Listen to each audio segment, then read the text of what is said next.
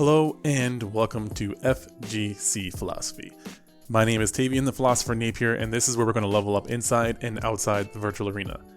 We do that by talking about topics that I feel are important and need to be explored and have a deeper conversation on them.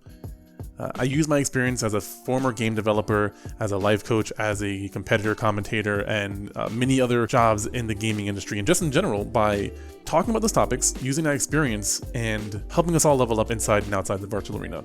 Sometimes these conversations are very specific in terms of the plan of action. Sometimes it's more of a conversation piece for us to think about and talk about. And I always want us to have a conversation, so even if you disagree, that's okay. You can share your thoughts and let me know via social media or comment sections are usually the best way to stay focused on the conversation at hand. But yeah, I love it. I love the interaction. I love that people are reaching out to me. So before we get into the main topic, a few updates. First off, thank you to the Patreons. I've been thinking a lot about the services, and the one that I offer for the $5 service, I think I want to keep, but I'll do it via Zoom. I've been trying really hard to figure out how to make it work through Discord or something like that, but I think Zoom is just the easiest way to do it because I want to expand in terms of the people who are most familiar, and Zoom is just the easiest way to set up a lot of things, so stay tuned for that. I want to start finding topics, so if you have any topics and you are a Patreon under that subscription, then let me know if you have any specific areas you'd like me to talk about. Another update, I'm still plugging away at the business side of my life. I'm getting a lot deeper into it in terms of the less fun, less glamour side, the paperwork side of it. In terms of planning, planning for different programs, different services for companies and such, developing these things for these companies, it's been, I've had to get out of my comfort zone a little bit, and I've had this sensation of imposter syndrome I've been trying to fight off, so to speak, and it's pretty interesting as, in some ways, it's been hindering me. And this is in part what actually motivated this topic of the episode. I'm trying to develop these things. I'm getting feedback saying that it's great, but even though people are telling me this is a great, like where we are is great, this looks good, people are agreeing, they're giving some constructive criticism, but for some reason in my mind, if I don't hear any negative constructive criticism, then it means that something is wrong or somebody's lying to me.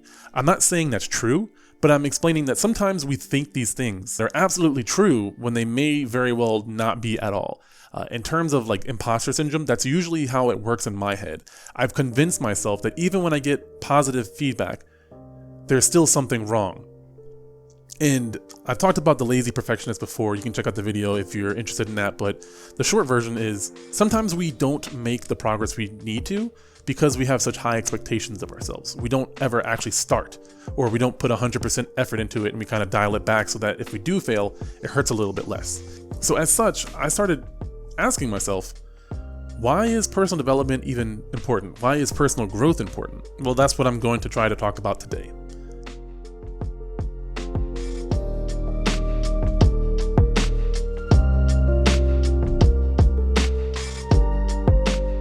If you guys are watching this on podcast, there will be a fighting game companion video that goes along with this. It's essentially just me training with Karim. For those of you who do know, I've been trying to learn a new character from scratch, from the very beginning. And I want to document my process, and I think that some of my podcast videos might be the best way to do it. From a lot of the feedback that I've gotten, many of you listen to this podcast while playing fighting games anyway, so why not just put some gameplay for you guys to enjoy while listening to this podcast? For the ones on audio, hopefully you enjoy the music. That was provided by Harris Heller, very awesome content creator, streamer, YouTuber. So a lot of my music is probably going to be by him or some of the YouTube essential music that you can get online as well. And those are free resources. So if you need details on that, I'll put a link in the description so you guys can use that music in your own videos, streams as well. Anyway, let's get to the main topic.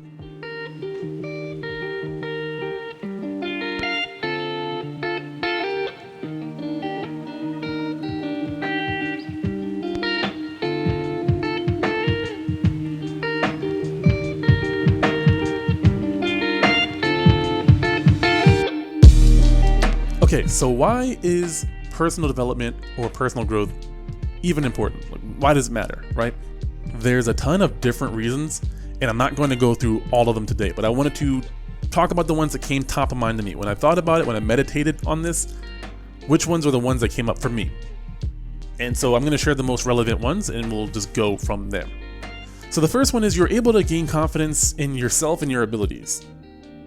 This is incredibly important. I think a lot of people don't really appreciate the importance of confidence. And some people think that confidence is just something that you're born with and you can't gain over time. So those two people tend to suffer through life because they're so crippled by fear, by what other people think about them, by what they think of their self, what they think of their capabilities, scenarios that might happen, like, oh, what if I embarrass myself? What if this happens? What if that happens? They're creating these stories in their head and they're reacting to it. And that's, it's kind of insane, but we all do that. We've all experienced that. We've all been there where we're like, I'm not going to do this thing because I'm afraid of what the public is going to think of me. And that's not necessarily a bad thing. We are herd animals. It is important to be in some capacity accepted by the herd to the point to where they don't become a danger to us at the very least. But most of us want to have other people enjoy our company, want to be around us and feel safe or feel like we're not crazy or something along those lines. That's not abnormal. We all, to some degree, think that sometimes. Some of us think of it less, some of us think of it more. Some of us think about it in different ways. Whereas I don't care what people think about how I conduct myself in public. I do conduct myself in a specific way to get the outcome that I want. I'm going to tend to be more business oriented out in the public. I'm not going to cuss as much. I'm not going to be belligerent. I can be those things if I care to be, but it's not going to get me the result that I want in life. It's not going to push me further in my career. So I don't conduct myself that way. It's not fear-based. It's very specific. And there's times where I can let loose. When I go to the FGC, I'm a little bit more lackadaisical. I'm having more fun. I'm with my community. But when I'm working with kids and after-school programs and pitching ideas to them, I'm not going to be acting that same exact way. Some people aren't as aware of that. That's just one quick example. But the important thing is I'm not afraid to take more risks for the sake of learning or something along those lines. When it comes to fighting games, playing fighting games, I don't care as much about losing. So I tend to just play however I want to play. So if it's focusing on a specific skill set, like I've been focusing on hit confirms and neutral and footsies, all that kind of stuff. I'm not as focused if I lose, or I'm not as focused if I get jumped in on a lot because I'm not so much focusing on anti-airing right now. Is it frustrating sometimes when I forget to focus on my main game plan? Absolutely. But I have an emotional anchor to focus on something specific. I have a mental anchor to focus on a certain goal. So I remind myself when I do get upset that, hey, this is your most important thing right here. Winning isn't the most important thing. Looking good isn't the most important thing. Caring about what your opponent thinks about you, caring about what the spectators think about you, that's not what's important. What's important is landing those hit confirms, paying attention to the patterns of my opponent, working on a strategy, staying calm, not letting myself get emotionally affected. Those are the important things, and it's harder to do that when you aren't confident in your own ability because you're too overwhelmed by all the negative self-talk that's going on in your head. And we don't realize we're doing it, but we are distracting ourselves from our game plan. You can't be focused on the game plan and be telling yourself that people don't like you, or you're going to embarrass yourself, or you're afraid to make somebody upset, or something along those lines. You just get distracted by these thoughts that don't matter. They don't affect the gameplay. They affect how you react. Confidence is one of the biggest, most distracting things, especially as you get higher up in ranks or higher up in notoriety, because you have more eyes on you. Everything that you do is scrutinized more and more, so it definitely gets worse the more popular you get. Just because someone is very skilled doesn't mean they aren't self-conscious. There's tons of us, we all have our own emotional baggage. I think for some reason people become very emotionally numb to high-skilled or famous players, as if they can't also be upset by what the public thinks about them. And that's incredibly insensitive in my opinion, but everyone thinks a little bit differently, so I'm not judging people for it, just pointing it out there. So main point, personal growth, personal development, and fear or being confident in yourself. The idea of confidence is incredibly impactful, incredibly important, and crucial to helping you grow to be a better person. It's not so much arrogance. I'm talking about the idea that you have the capability to do something. Just that simple belief. Some people don't even have that. They don't have that thought of, I can do this. They think that it's just purely impossible. When I'm talking about what they consider impossible, it's just making progress, growing as a person. They think that many things that are not static, like confidence or any other area of life that is mental or emotional, they can't change that. You can indeed gain more confidence, as if it's a level up bar in an RPG or something along those lines, but you got to work at it. Make sure you're working on leveling up your confidence. If you're interested in more in that, let me know.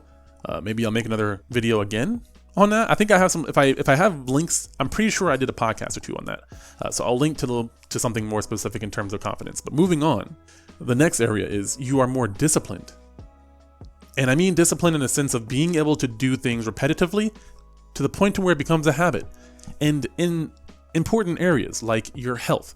If health is really, really important for you, rather than being upset about it and complaining about the fact that you're not doing it, you find a way for yourself to do it over and over again until it becomes a habit. So you're exercising, you're eating regularly. All these things are possible when you work on growing your mindset, which is within the world of personal growth. When you work on making it easier for yourself, scheduling, time management, that kind of stuff. Time management is incredibly important, and that helps you personally, business-wise, family-wise.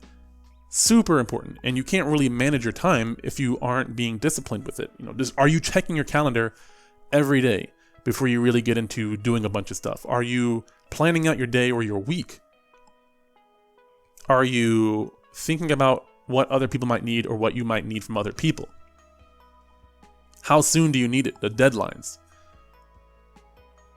Discipline is going to help you get very far. And I'm using discipline in a term just to explain the idea of repetition, of building that habit, not anything deeper than that, because I think some people get that term really confused.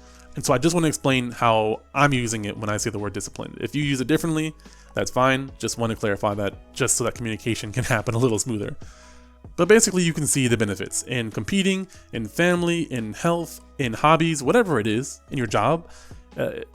Being disciplined is going to definitely help you. And sometimes you need to tweak your mindset a little bit to look at things the right way in order to be more disciplined, in order to get those things done. You may have to say no to other things. Which gets into the point of external versus internal discipline. Mostly what I've talked about has been external discipline, whether that's doing an action or eating food or meeting with your family or scheduling things. I'm talking about mental discipline as well, mental and emotional. What are you thinking? You have the ability to actually control your thoughts. Unless you're the small majority where there's something in your brain, chemical or physiological, where you can't control your brain. There's people who have bipolar disorder and they have to take medication to regulate those things. I'm not talking about that. I'm talking about the people who, the average person, and honestly, this works for a lot of people who have different degrees of mental disabilities. There have been documented people who have had things like Down syndrome who have overcome many of their barriers. So this isn't exclusively for quote unquote normal people. I have ADD, which some people consider it a disability, a mental disability. I personally don't. I use it as a benefit, but to each their own. Anyway, so you're in more control of your thoughts, which is amazing. You're in more control of your emotions, which is great, again, for people who can control it. And then you're in control of your own actions.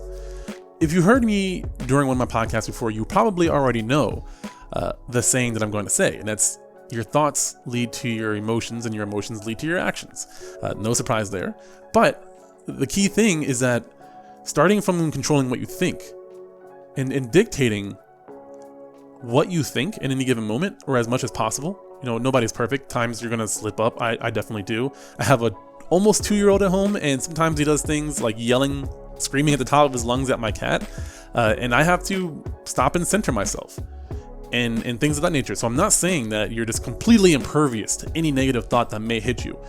We're in stressful times. 2020 has been rough to us, and we're almost out of this year, but I am in no way saying that you can't in any way you have to be a robot. You can't get affected emotionally. So that's not what I mean. I just mean you're lowering those chances. You're minimizing how much you get affected by external or even internal situations. Sometimes you think a thought that's very negative. Going back to confidence, you think something that's negative. Let's use an example of, I'm afraid of what other people are going to think of me if I lose, right? That's pretty common, especially let's say we're streaming on a camera, people are watching us, a couple hundred people are watching the tournament, whatever. It doesn't have to be that extreme, but you can kind of imagine yourself in that situation and be understandable that anybody would be nervous in that situation. You take that scenario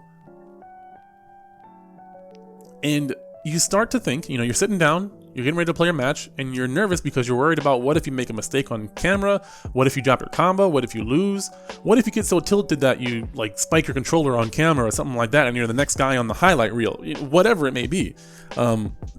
Perhaps you already know that you have emotional outbursts and you're afraid you're going to have one and then regret doing something on camera. All those thoughts that I've listed off so far have been distractions. It's hard to turn that off, turn off those negative thoughts, but it is possible with practice to recognize and cut it off.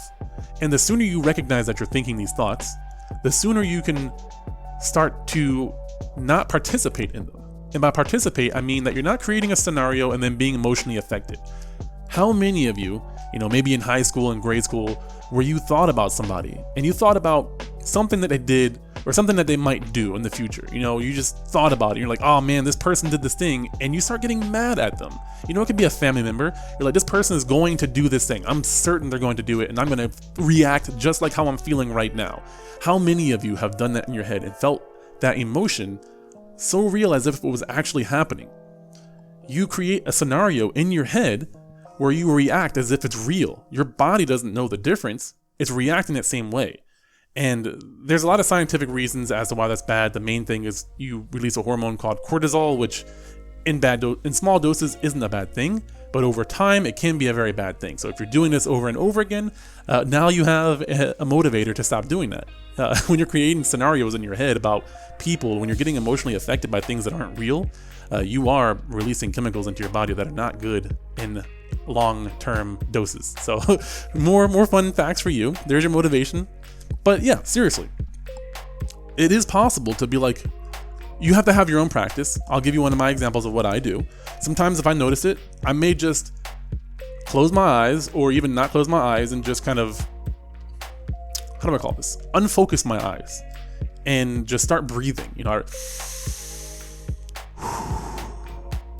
like really slow, really deep breaths. I usually count to 4 in, hold 4, out 4, hold 4 a couple times. That's called box breathing. And that's one of the techniques I've learned from other people. So most of these that I've talked about are going to be either variations or techniques that I've pulled straight from other people who are experts in many other areas that I'm not expert in. So I definitely recommend you do research on breathing techniques if you think this is the right route. If you're not into breathing techniques, that's fine. You can have mantras, so to speak, just something that you can say to yourself that gets you out of your own mind and back into where you need to be. Sometimes it's as simple as, I got this. For me, if it's something with confidence, if I'm feeling self-confident, I just start saying I got this in my head, or I might mumble it under my breath if I don't care. It doesn't really matter. I may start to actually visualize my game plan of what can I do and just do it to the best of my ability, because there's adrenaline pumping, there's all these thoughts going on, so you may not have a clear vision, but just the practice of trying to pay attention to my game plan gets me out of being distracted by something that's not important, like what people might be thinking about me, or what the commentators might say, or whatever, or what my opponent might be doing, or what they're thinking. Maybe I respect my opponent, or maybe I hate my opponent and I don't want to lose to them. And I don't want to lose to them on camera, and I don't want my reaction to them losing on camera. It'll get really crazy. You think these thoughts and it layers on, and before you know it, you're too distracted by what you're thinking rather than what you should be doing. I'm sure many of you can relate to this scenario, whether it's a kid that you might have, a son or daughter, a significant other, a coworker, maybe a good friend, or maybe someone that you don't like at school, someone that gives you that emotional reaction. So my point though is that discipline is incredibly important, because that mantra that you do, that breathing technique that you do those as often as you can, so that when times do get stressful, you do that. But there are some people who don't practice it regularly and only try to do it when that time happens. And that's such, they don't have that same level of effect because they're not doing it all the time.